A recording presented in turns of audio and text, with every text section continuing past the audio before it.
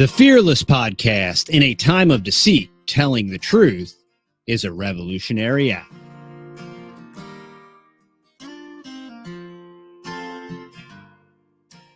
All right, y'all. Welcome back to the Fearless Podcast. This is episode 47. Episode 47. Good to be here.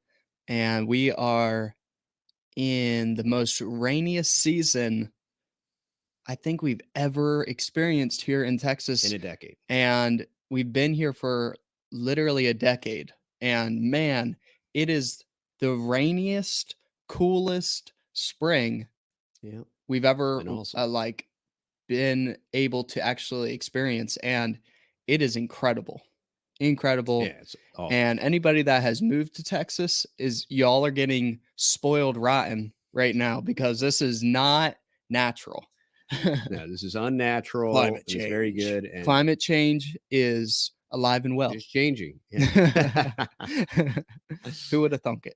But all right, y'all. So we'll jump right into Around the Farm. Let's talk a little bit about what's been going on around the farm. Everything's been doing good. I went over to the ranch today, and oh my goodness, it's insane. The grass is just incredible. I mean, it's growing. It's definitely the best grass we've ever had over there. It's over 2 foot tall, which is great. I need to go ahead and fix the one front gate so I can get some cows out on it because I got all the cows in the back. So I got to dedicate some time for that. We were supposed to be doing some brush mulching on last week. We dedicated 2 days out of our schedule to go rent a shredder because we still had 2 days left on it from our awesome rental place out in, where's that out in? I forget, but it'll come back to me. Awesome guy, Nick. So anyway, so that didn't happen because we went out there and the machine was actually in the shop. But come to find out, it's going to be the parts coming in on Tuesday, and he's just going to come out and deliver the machine to us, so we don't even have to go out there again. So very nice, very, very generous guy, awesome guy, customer service, big time customer service. Very happy about that. Then of other things that have been happening around the farm, trying to think. Oh, we installed new nest boxes yesterday. They're working beautifully. Yeah, we had the old style chicken house nest boxes kind of retrofitted in there, and just needed something new. And we are testing out a knockoff of the best nest box brand rolling egg nest boxes. So far, so good. So we're gonna see how they hold up, if it's gonna get really gross in there or not. So we're gonna trial and error. So we're going to see. And I'm going to redesign the front of the chicken coop so that right now it's like a hoop house. So it's got limited headroom. Yeah. So I'm going to make an 8-foot front. Basically it's going to be 8 foot tall, 4 foot wide. I'm sorry. It's going to be 8 foot. Yeah, it'll be 8 foot wide, 8 foot tall, and 4 foot deep. Okay. And I'll do the chicken tractor on steroids, the round compost bin in there. I'm going to move the nest box forward. But it's not going to move, though. No. It's going to be stationary. Yeah. And then we'll redesign the watering system, and it'll be very easier to manage. The eggs will be easier to get. Because William over from the Permaculture Consultants channel has inspired a plethora, him and his dad, Billy, over there at the Permapastures Farms, easy for you to say. And they both made composting videos last week, and it's inspired a lot of people to start composting. But we are going to use the power of chickens instead of us flipping the piles, which you can integrate your workout into flipping the piles, which is great. But if you have chickens, dude, just, make your ring. And chickens absolutely love the grass clippings. So we're going to use the power of the chickens, harness that power, and they won't just be good for laying eggs. They will be excellent compost makers.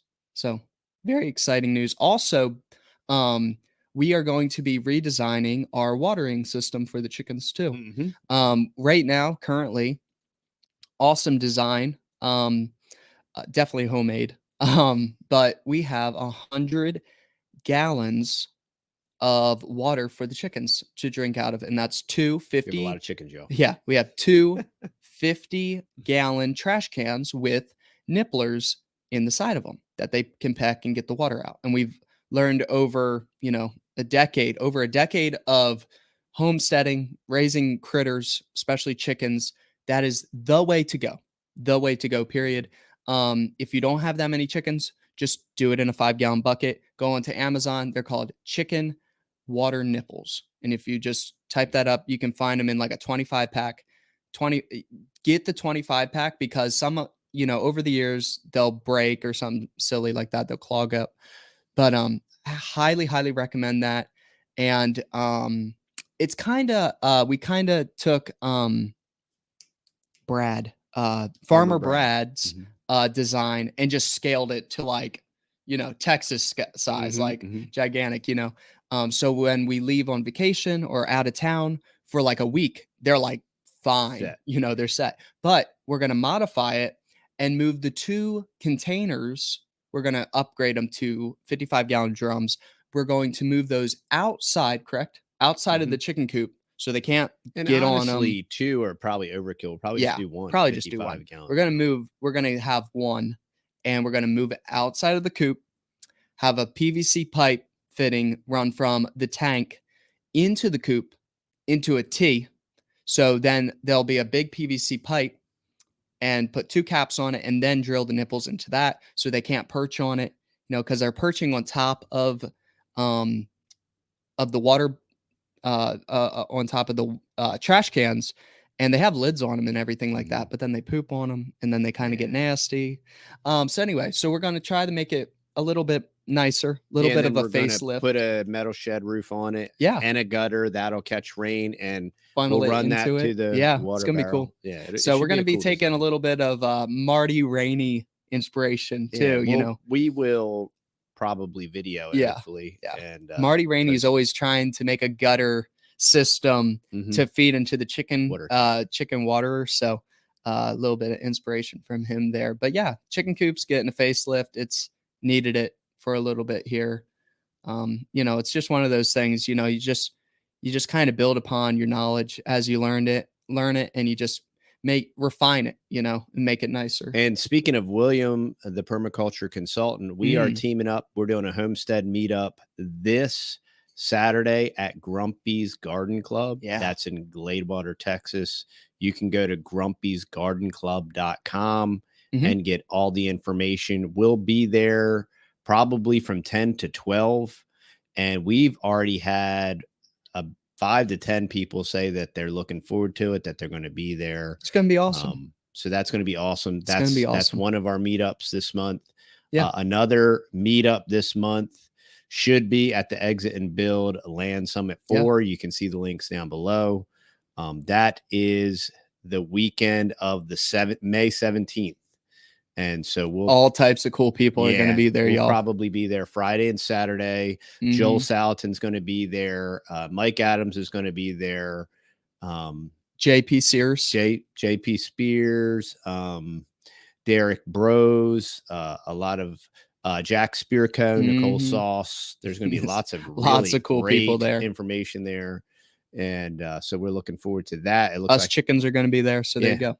Yeah, we're going to be able to make it happen. So that is the May 17th. We'll be there May 17th and 18th. So check that out. Yeah. And we are looking forward to that. We're excited about that. Definitely. Trying to think of anything new around the farm. We got a new buggy. Yeah, we got a new buggy. So it's one of those things that it's so cool, when we were little kids, us 3 boys, we had Mr. Larry, and Mr. Larry and Melanie, and they had the Longhorns, and we would ride around and pick goat weeds and put them in the back of their buggy, and pick up hay string and put it in there, and ride in the back, and it was so much fun, and always thinking as little kids, like, oh, one day it would be so nice to, get one of these, that'd be so cool. And, you know, I don't know how many people know, but I think I mentioned it a couple podcasts ago that Mr. Larry passed away not that long ago. And anyway, so Miss Melanie's downsizing. She's selling off the ranch and things like that. And yesterday, um, well, I forget, like a month after Larry had passed away, us boys were like, huh, I wonder what they're going to be doing with their buggy. And if you don't know what a buggy, we call it a buggy, but it's a UTV side by side, and it's a Honda Big Red. And, you know, all they've used it for is every, you know, once or twice a month, they'll putz around in it, kind of like a go-kart, like a golf cart, and, you know, pick up branches and stuff like that. So we asked Miss Melanie yesterday, and we're like, hey, what, you know, what y'all thinking about doing with the buggy? Are y'all going to keep it? Or are you going to sell it? And she was like, well, actually, I think we would probably want to sell it. I'm like, well, you know, just give us a price on it, a fair price on it, and, you know, we'll probably pick it up. And she did. And yeah, it was awesome. And we picked it up. And yeah, it's just so cool, you know, being able to have it. And then she still had the original manual and then Mr. Larry's like signature actually on the business card from the Honda dealership because in 2009 they pre-ordered one and then they got it in 2010 and they splurged on it. And get this, y'all, back in 2010 they paid $10,000 for it. So I mean, wow. It was, you know, it was the most it was all of it, you know, forget what, you know, it gave, you know, it was the fizz, you know, the Wrangler Star Fizz. And yeah, and they kept it underneath the cover. So all the plastics are still good, still has the original tires on it and they're still good. So big blessing. Definitely a cool thing because I think it's just awesome, you know, when you are in one place and the deals that you can get in your community, you know, because we've been here for almost a decade, you know, 9 years or so on this homestead. And, you know, everybody, you know what everybody has, you know, to barter and stuff. And then when something like this, you know, a deal pops up, that's how you get those good deals on stuff. And I just think it's awesome. And this is why we want to do these meetups. Yeah. This is why we want to expand and build and collaborate, grow our local community, collaborate, barter. Yeah. And this is what trade we're trying knowledge, to do. you know. So that's why we look forward to these events. That's why we're trying to foster our own events and work like that. So that's and it's exciting. Not just going to be us there. William is going to be there too. So it's going to be a lot of fun. So yeah, so I think that's about it for that's not all. That's not all. Somebody got a taco. We got a taco, y'all. So this was a busy week. Okay. This was a busy, you know, it's one of those things that everything happens in 1 week. You know, it's like, you know, same old, and then boom, it's like everything happens 1 week. So yes, 2 days ago on Friday, you know, us boys are, it feels like we're perpetually looking for trucks, you know, and feel that way. It always feels like that. You know, it's terrible. I'm very thankful that we're no longer in that point in life for now. And so we have the big truck, the 350, and then we have 2 other trucks, F-150s, and we sold James's one, and that was big, praise the Lord. I'm selling mine. Lord willing, I'll be able to get that sold. And then we sold a little bumper pull trailer. So we had a little bit of cash saved up. And then from doing all of our construction jobs and the construction business doing great, we're like, we need to find a good, reliable truck that we can put a bunch of miles on it. And it's going to be a company truck. But so we were going back down the F-150 road. And man, everybody I kept talking to with these new F-150s, they said, as soon as they hit 100,000 miles, it's downhill from there. And I'm like, man, this is when everybody sells them is at 100,000 miles. So it's a coin flip. They're either great and they'll get you to 200, 300,000 miles, or they're not. You know, the cams go out and stuff like that. So we look at a couple F-150s, you know, and they're expensive. And then trying to be like, okay, well, we got to be fine with paying all this money. And then if the cam phasers go out on this thing, dude, we're going to be up the creek like another $5,000-$6,000 or more. So we backed off that. We're like, let's look for a RAV4. a Toyota RAV4, you know, because we went down the car road, you know, because great fuel economy and they'll run forever. Yeah. And, you know, I've learned over purchasing vehicles, it's a waiting game. You know, you wait it out. We're in this really interesting market right now where stuff is like you can get good deals and stuff is still selling kind of quickly. You know, it's kind of interesting market, you know. I don't know if y'all just heard that, but that was some very loud thunder. That was a loud thunder. And anyway, so we kept contemplating, and we're like, well, you know what? We probably should still get some type of small truck just in case the bigger truck breaks down and we need to keep, you know, we need to keep working, of course. And we need to be able to have something that has enough beans to pull our little box trailer around that has all of our tools in it. So we were looking at a Honda Ridgeline and stuff like that. And I'm like, dude, you can't beat a Toyota pickup truck. You just can't. It's period. Bar none. They're the best pickup truck ever for a little pickup truck. You know, they're just great. And either the Tundra or the Taco, you know, the Tacoma. The difference is the Tundra gets terrible gas mileage, but it's a beast of a truck, you know. But the Tacoma is kind of like it's the, you know, there's no real downside to it. You know, you get good fuel mileage and it can tow a little bit of stuff, you know. And so we kept looking, and man, they want close to $30,000 for these Tacomas.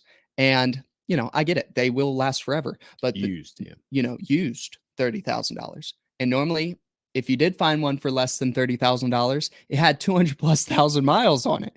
Literally, there was one for 200,000 miles for 20 grand. So also a good investment vehicle because they hold their stinking value too, which is great. So anyway, kept looking, kept praying about it. And, you know, Dad was like, you know, you got your money, you have a working truck, you're in no rush, just sit, wait, the deal will come. So anyway, Friday afternoon, James is a shopper, man. He's always on the ball, always looking for the next deal, you know, which is good and bad at the same time. Cause I'm like, James, stop, you know, like stop looking. But you know, but that's how you get the good deals sometimes, you know. And he's like, Matt, here's a great deal. It was 7 hours ago posted. And you know, we looked at it and I'm like, hey, I'm like, call him up. I'm like, it checks out. It sounds good. And yeah, it was, you know, that he wanted 20 for it. And it had less than 100,000 miles. And I'm like, oh my goodness, this is just checking off the boxes. And he was an hour away. You know, we were finding decent, kind of better deals, but they're like 2.5 hours away, way out in Dallas. So anyway, so I'm like, hey, call him up. We'll go check it out this evening. And yeah, we went out, checked it out. Great little truck, zero rust. The truck was made in Texas, made in the United States, made in Texas. So, I mean, this thing was clean underneath, y'all. Super, super clean, very clean inside. It was a trade-in. And the only downside of the truck is that it had a little bit of hail damage on it from the last hailstorm. And then the guy traded it in. And the only place that you can see the hail damage is a little bit on the hood and then on the back, the bed cover. Tonneau cover, yeah. Insulated tonneau cover. Yeah. So it's aluminum. So anyway, so we're driving around in this thing and Dad's in the back and he winds down the back window. Well, the back window doesn't wind back up because this guy was pretty firm on 20,000, you know. And I really wanted to get it for a little bit less than 20,000. So we come back and the window doesn't roll up. It's total God thing. And he's like, oh, okay. Yeah. You know, and, you know, so we're like, look, $19,000 cash and we'll fix the window. It's like, okay, I'll do that. $19,000 cash. So, and get this. So we're driving home, we fuel it up. Right. And, I'm just, you know, buzzing through YouTube and, buddy's like, hey, click on that one.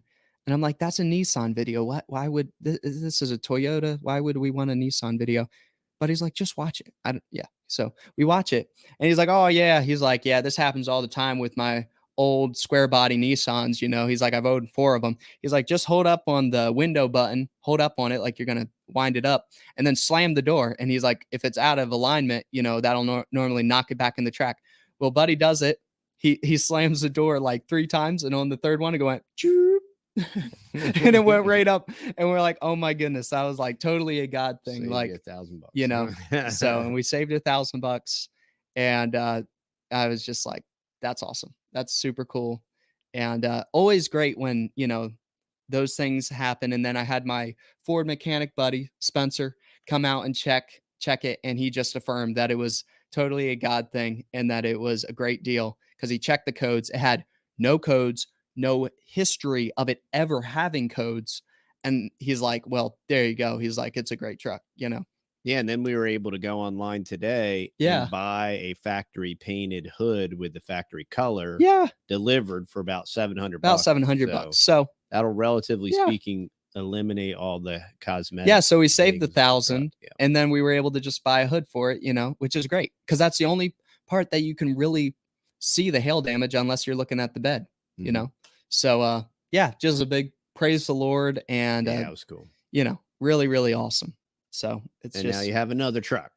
Oh my goodness. Like I needed another truck. But so definitely thankful. So if anybody else is out there in the car market looking for vehicles and you have your money saved up, just wait for the deals. They're out there. Trust me. The deals will come. Good deals will come. But anyway, that was 20 minutes right there. Yeah, wow. That was involved. You're a lot like your mother. I am like my mother, but man, I know there's all the way around the barn. All the way around the barn. So sorry about that. So y'all, that was around the farm. Around the barn. Before we get into health check, just want to remind y'all to go over to thetexasboys.com. This is a value for value proposition. If you get any value out of this and you appreciate it, check out thetexasboys.com. If you are looking for a local beef pickup, make sure you're on our mailing list. We sold out our last cow. And that was great. We really enjoyed getting to meet our customers on that one. So what we're going to be doing is we're going to go ahead and make a waiting list. And then as soon as we hit, 3 or 4 people, depending on what cuts they want, if they want halves, quarters, or wholes, then we'll just go ahead and then take the cow to the butcher shop, So that's how we're going to do it.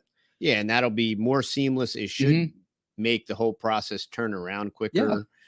It worked really well this time. So everybody was happy with their beef. Yeah, really looking forward to that. Yeah, I think we're try-failing and adjusting, and we just keep, we're getting a little bit better every time, learn something new every time. Figuring out how to split it when it's in quarters with the organs. We're going to try to start splitting that stuff up a little bit with everything like that, bones and all that good stuff. So everybody's getting a little mixture of everything. We're figuring it all out. Try, fail, and it's the same thing with our coffee and tea products. I mean, it's just us. This isn't this ain't Amazon, y'all. Transnational corporation. We mess up on something, and, we try to make it right, but we're not robots or machines over here, So we're not backed by the banks of the world, so we're independently affluent or whatever. But we do appreciate the love and support.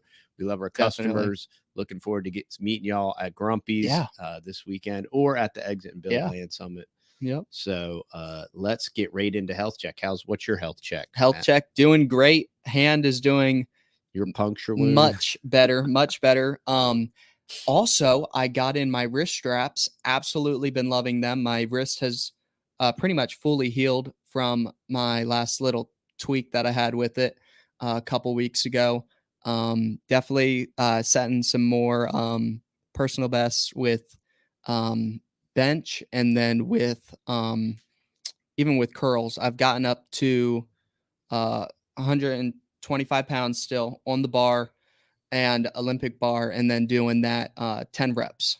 So definitely really loving that. Still experimenting with mixing around my different training routines, so instead of doing them exactly the same every single time, I've seen a little bit better hypertrophy when mixing it up. So instead of starting my workouts with push-ups every time, if I'll go ahead and do maybe bench press or something like that, I've definitely seen a little bit of an increase in hypertrophy from that.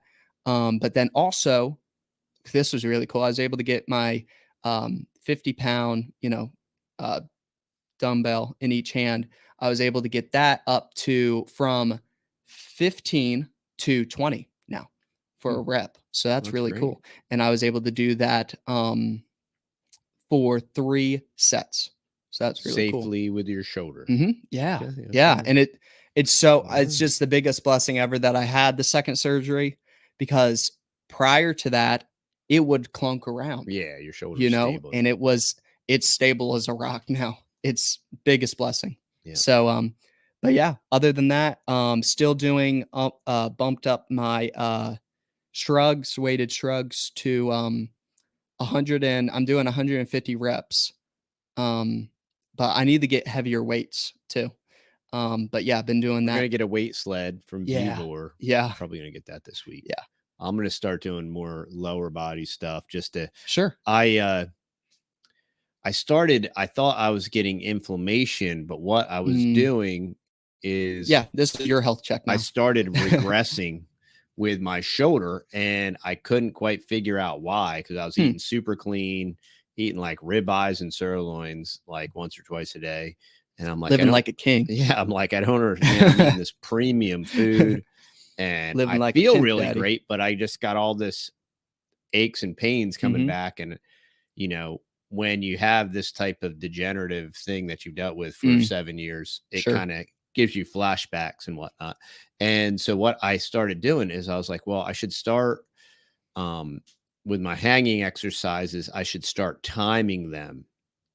And what I found is that as soon as I extended the duration past like a minute or a minute and a half to complete failure, like a lot of my mobility came back and all of the tension and tightness and middle back pain and neck pain went away. So now, and I do have wrist straps. So sometimes I hang with wrist strap, because when you're hanging to failure, you just can't hang as frequently. And so, and the other thing is I get these huge calluses that I literally have to like file down paper, because they literally just get super thick and then crack. And because they just, because I try to hang like 10 times a day or whatever. But now my hanging duration is about a minute and a half to 2 minutes. That's great. And it's just like getting back to where I was, where I felt like totally pain-free, inflammation-free, and all that stuff. So, and your sleeping's been good? Yeah, sleep's been good. And that just happened this week. So that was like a super breakthrough for me, because I really felt kind of like I was going backwards a little bit. And so that's great. That's my health check. I'm going to start doing the weighted sled, probably pushing and pulling. I love that kind of stuff. So looking forward to that. But that's my health check. Awesome. Still eating the meat, still no scurvy, still no colon cancer. Nope. Feeling good, sleeping cholesterol. Good. So cholesterol's good. Cholesterol's good. Oh, I am doing I'm doing a dozen egg yolks now in my on my Texas Boys instant mushroom coffee. Dude, I do a dozen egg yolks, and sometimes that's twice a day. So today I had 2 dozen egg yolks. Raw. Yeah. Blended up in the is that like coffee. Syrup thick? No, it's just normal viscosity. It doesn't reach some terminal, because it's 32 ounces. So dozen eggs. Wow. 1 dozen egg yolks. Woo. Without the whites, Man. Yeah. Protein packed. It's nutrient dense. Man, you're going to be eating yourself like your body weight to protein ratio. That's going to be good. I'm trying to up my protein. And it's funny, because when you do it just immediately starts to lean you out. You can feel it, and you feel good, and that's the whole point, is to do it to feel good and to be able to do more and accomplish more and achieve more. Yeah.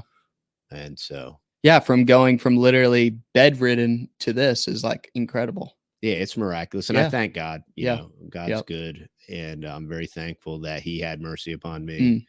and that I can at least function, opening the doors to being able to learn all this cool new stuff, Yeah. And that being said, if keep your eye out, I will have Dr. Anthony Chafee on the podcast. So we're going to record on Friday. He's in Australia. So we're going to record really early. So I'll probably post it. We probably won't go live because it's going to be like 8:00 our time. Yeah. And, but that's cool. I'm looking forward to that. I appreciate his information. And let's jump into verse of the day. So the verse of the day is Philippians 2, 9 through 11. Yeah. Wherefore God also hath highly exalted him and given him a name which is above every name, that at the name of Jesus every knee should bow, of things in heaven, of things in earth, and things under the earth, and that every tongue should confess that Jesus Christ is Lord, to the glory of God the Father. Now that speaks for itself. But that is where our hope is, and that is the hope for mankind, and that is the truth. And we are looking forward to Christ's return, and I hope that those verses encourage you today. So our main topic, we're going to listen to a video. Yeah. This video blurb popped up somewhere in my feed, and it's a real quick video. It was incredibly interesting. And I think it's literally the first ever Joe Rogan clip I've ever heard with him not cursing in it. So there you go.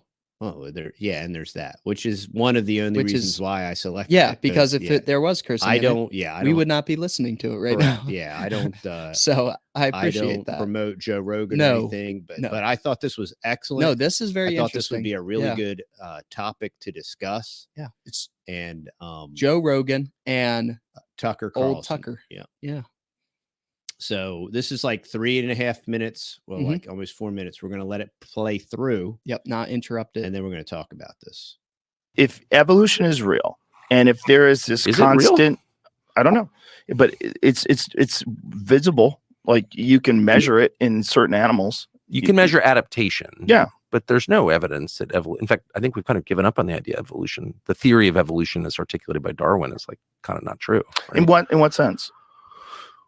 Well, in the most basic sense, the idea that, all life emerged from a single cell organism and over time, and there would be a fossil record of that, and there's not. And there's not a fossil record of transitionary species, like species that are adapting to its environment. There's tons of record of adaptation, and you see it in your own life. I mean, I have a lot of dogs. I see adaptation in dogs, through the litter to litter. But no, there's no evidence at all zero, that, people, evolve seamlessly from a single cell amoeba. No, there's not. There's no chain in the fossil record of that at all. And that's why you don't actually hear you hear them make reference to evolution, because the theory of adaptation is obviously true. But Darwin's theory's totally, that's why it's still a theory almost 200 years later, no, we've not found that at all. And I can't even guess. I mean, I have my own theories on it, but they're not proven. What are your theories? God created people, distinctly, and animals.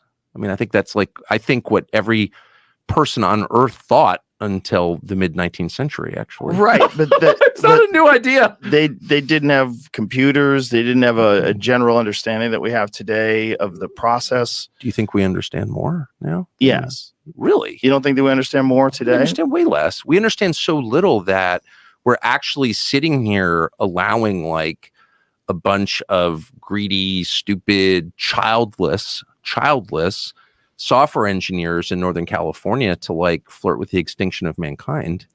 So no, previous generations would be like, what? No, stop.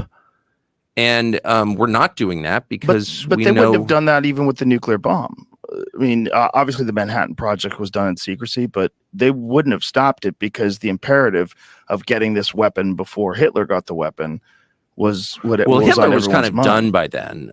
The Russians had pretty much extinguished any hope that would continue. But not but at no, the but we beginning were, of you know, the we were in the middle of project. the logic of war. At the commencement of the Manhattan Project. For sure. But the logic was the same, and it was, 4 years of got to beat the other guy, got it. And I don't mean to sound too judgmental about the bomb. I know why they built it. Okay. But you just wonder why nobody in the middle of that thought, is this really and some of them did think it. I'm sure they did. Yes, I mean, did. Oppenheimer himself. Of course, large organizations don't respond to the moral qualms of individuals very well. So that was whatever. It's well known what happened. But no, we should pause and ask, is the machine we're building worth having? And nobody seems to do that. All right, y'all. So this brings up a lot of really great questions, and I wanted to talk about it, and I wanted to get a young man like Matt's perspective on this. And I don't know how many of y'all are aware, but there has been a lot of work, even politically, about lies in the textbooks. And there are all of these evolutionary proofs that have been promulgated through time for the last 100 years, whether it's Peltdown Man, whether it's Lucy, whether it's all of these embryonic phases that have been completely and utterly disproven. They're absolutely false, yet they are a part of the propaganda programming in the government school systems, because that is how you create good worker bees and good cogs in the Prussian system, so that you're a good employee, that you're a good cog in the machine, and that you worship the state and all these different things. And what's really fascinating, one, I think a little bit humorous, is how a matter of a fact, I appreciate the fact that Tucker was saying this as a matter of fact, that nobody holds to this, because in reality, nobody does hold to this anymore. Even super God haters like Richard Dawkins are promoting like transpermia, and we were seeded here by aliens. It couldn't be an omnipotent God creator. That'd be too simple. Yeah, that's way too controversial. It has to be space aliens and transspermia. They transspermiated all this crazy like crossover David Icke stuff. But anyway, what's real interesting with all of this is you want to know how we got here today, right? And it's interesting how Tucker said, in the mid 1900s, right, that nobody believed this stuff up until this, all this eugenics, all of these very incredibly racist people like Darwin, like Huxley, like the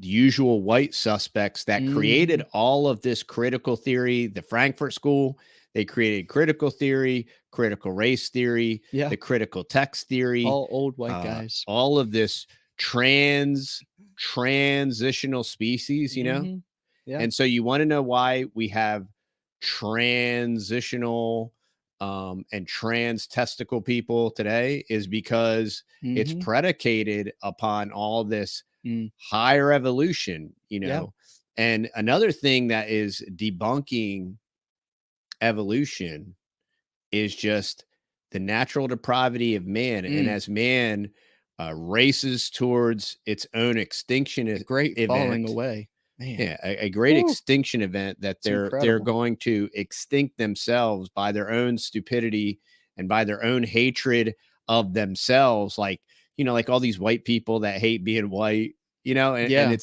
it's all this self-hate.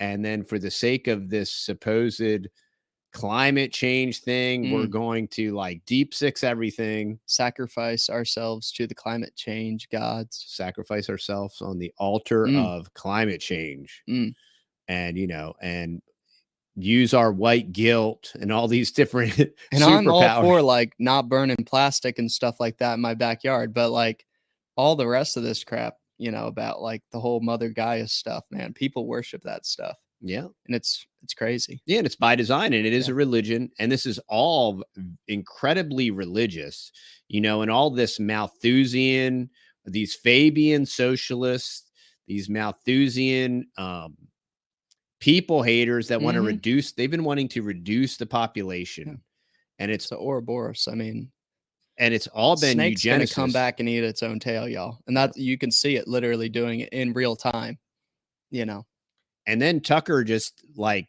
matter-of-factly points out, like, yeah, we've never seen or have been able to experience evolution. We can see and experience adaptation. Yep. We can see what they would call probably maybe micro evolution, is we'd see like changes in species, but we've never ever seen or experienced a trans species crossover. No. And the other thing that we would, if species did transition into other species, there would be all kinds of transitional species everywhere. I mean, how could this take millions and billions of years, but then spontaneous throughout the millions and billions of years, like there's no carcasses that are, that aren't fabricated, fossilized, do what? Like Lucy and all these other supposed Neanderthal. And I'm not like perfectly I don't perfectly remember it like super, super clear. So don't like 100% quote me on it. But I do know this one thing that was super crazy. There was a article that came out a couple of years ago, and they actually found like blood vessels.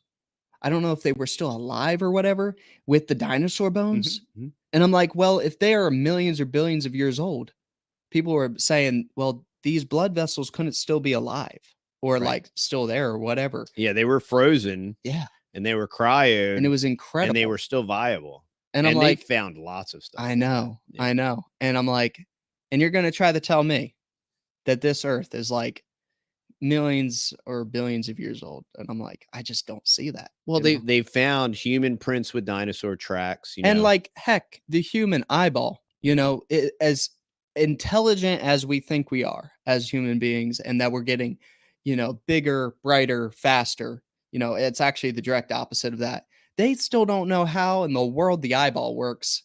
And they cannot, it is a, how would they say it? It is a,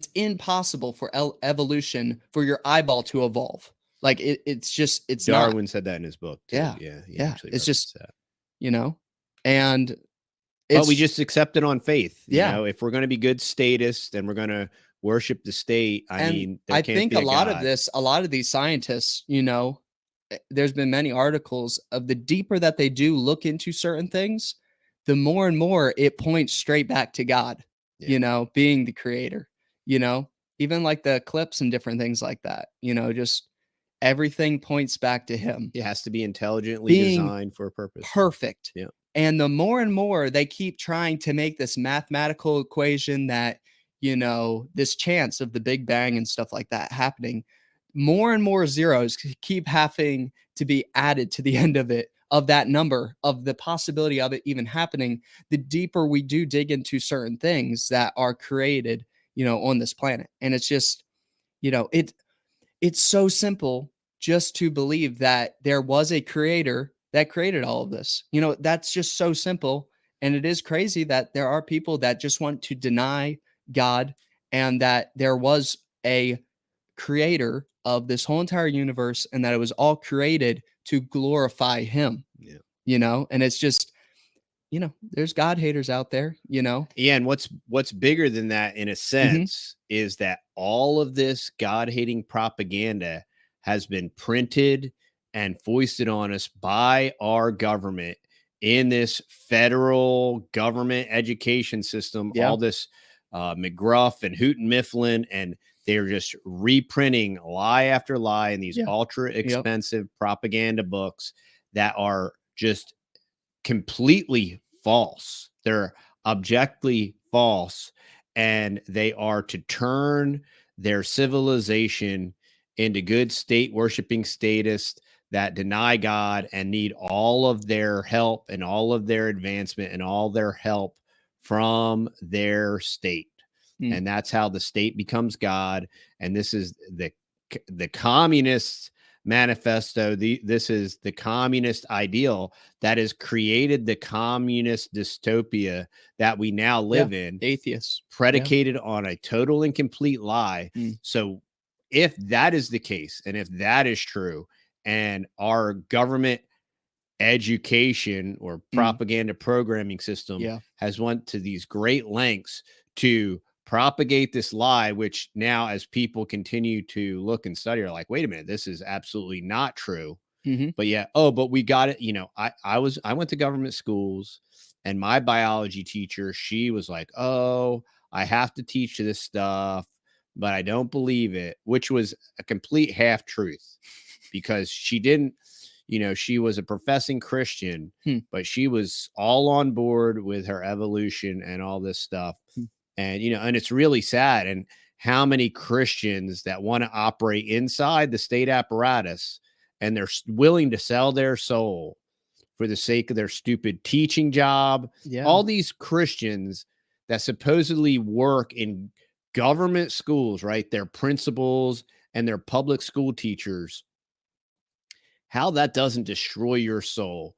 You are part of the problem. You're not a shining light in that cesspool. I'm sorry. You are a cog in the commie machine. It is vile. And it's terrible. There's no redeeming quality. For you to tell me that it is not vile, it is vile. What comes out of those little kids' mouths? There's no redeeming quality. It's a failed state. It's disgusting. It's a failed system. It's a failed state. It's a failed program. It's predicated on 90% absolute lies, complete falsehoods, totally artificial. That's why the kids have scrambled eggs for brains, because they teach them all this junk. And you evolve from the monkey, and you used to think you're a dude, and now you're a chick and whatever.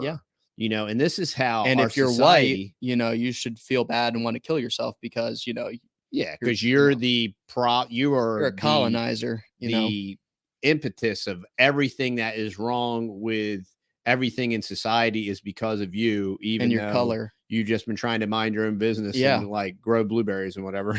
Like, hey man, I'm cool. Leave me alone. Like, don't mess with me. I won't mess with you. But I mean, so the bigger question to all of this is, with this gigantic lie that has been funded with billions and trillions of dollars, literally, and mass produced, literally, and reprinted and crammed down our throat. Like, how, once you start questioning that, like, how come you wouldn't question absolutely? I mean, we're talking about 1900s. Right. And if the government has been propagating lies that long, and as we go back and look at these and look at World War I and World War II and these different false flag events and Gulf of Tonkin, right? And every major war event, and how we were, Pearl Harbor and the foreknowledge of the attack on Pearl Harbor and all these different things. Like, when you're living in the time and you're just getting the information, it's very easy to be sucked into it and deceived by the propaganda. But when you look back retrospectively and you have all of the data and all of the history, and then you're like, wait a minute, no, this was a setup. This was a completely fabricated, this was manufactured consent. And so you look at all this manufactured consent through, World War I, World War II. You could even, you could go back to the Civil War and find manufactured 100%. Consent, and, Rothschilds and all, and the Jesuits and all this different kind of crazy stuff.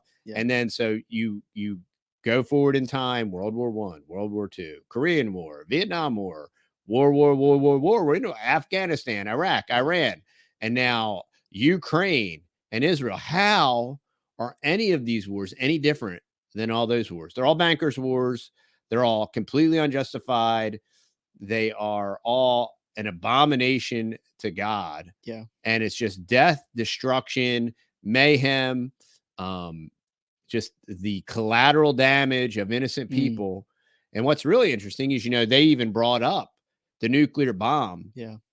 And that was all predicated upon this mutual destruction. And we need to do this before. Now, here's the crazy thing. If you study that whole nuclear bomb thing and all of those that were responsible with creating it, and there was people that were involved in the process, and they were like, well, we got to do this before the Russians do it. But then they were the ones that leaked the information to the Russians. No way.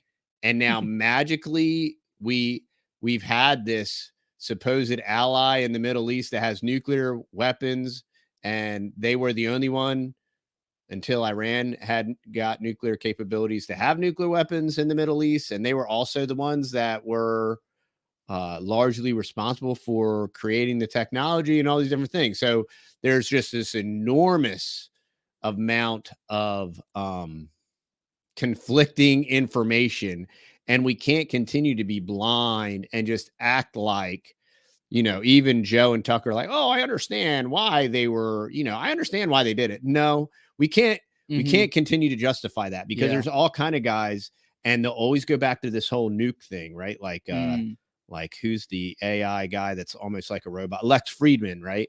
And I forget who he had on, and they were talking about the nuclear bomb, and but you got to understand, it was all about this mutual destruction, and if we can create this, it'll create this stalemate forever, and actually the complete obliteration is what's you're going to create peace and safety out of being able to nuke the world. And I mean, it's just so. Yeah. And that tied right into the schools of like teaching kids to like duck underneath the table if a nuclear bomb was going to hit. Propaganda. Yeah. Like, oh yeah, that's going to save your life. Right. No, that's just there to create mind scars. Yeah. So that you're in fear. Yep. And when you're in fear, you're easily programmed. Your cortisol levels are high. That's going to kill your immune system. It's going to make you susceptible to disease and to whatever else they're doing.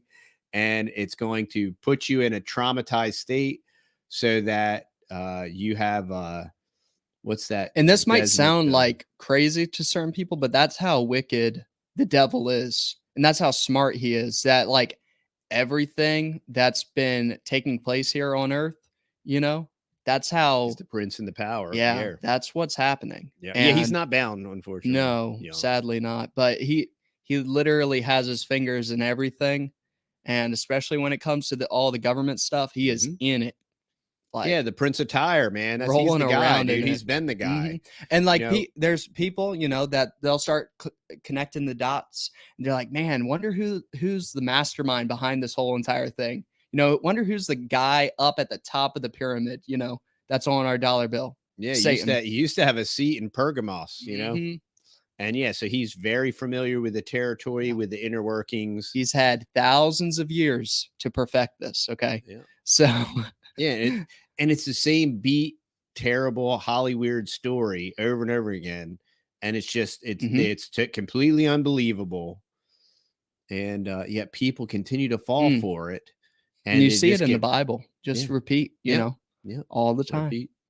Yeah. And we see it nowadays, just running its course, And the very strange thing is you'll have these super mainstream, like you got this DMT dope smoking guy like Rogan and Tucker, who's this Fox News, whatever. And I don't trust Tucker. I know a lot of people thinks he's like seeing the light and all this stuff. Sure.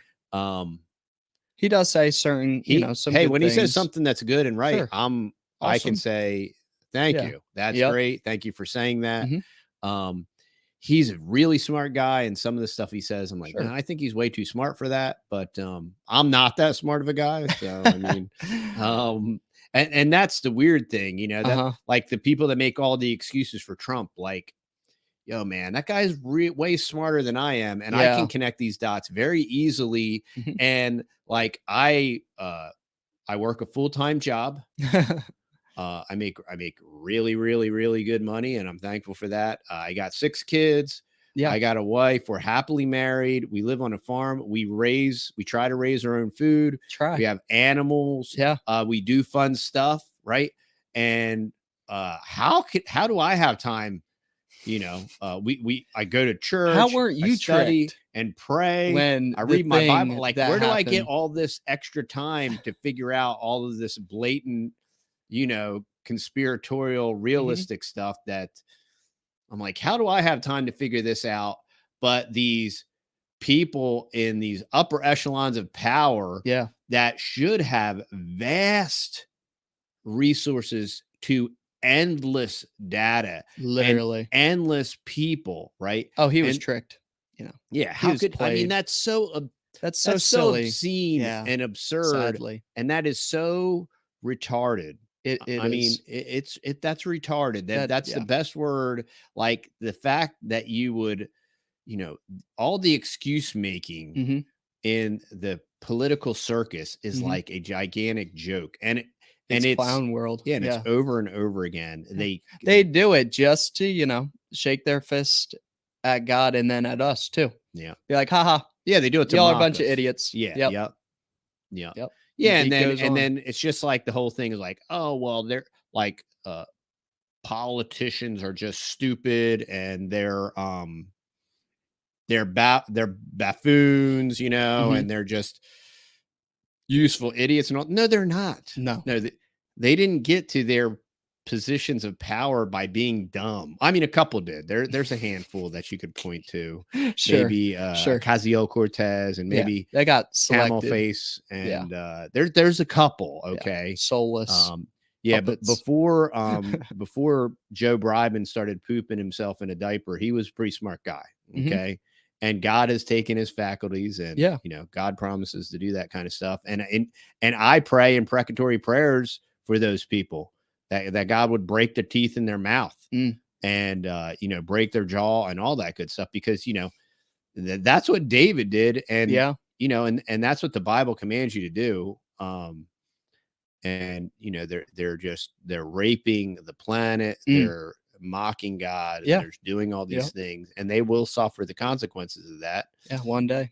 And you know, I'm not going to participate. I'm not going to participate in the dog and clown show and the little political theater and all the other extemporaneous stuff that's all part and parcel, and the bread and the circuses and the sports ball and every other part of the propaganda arm of the military industrial complex, whether it's Hollyweird, whether it's this national sports league or that national sports league or whatever, with all their patriotism, their fake patriotism, and all these different things.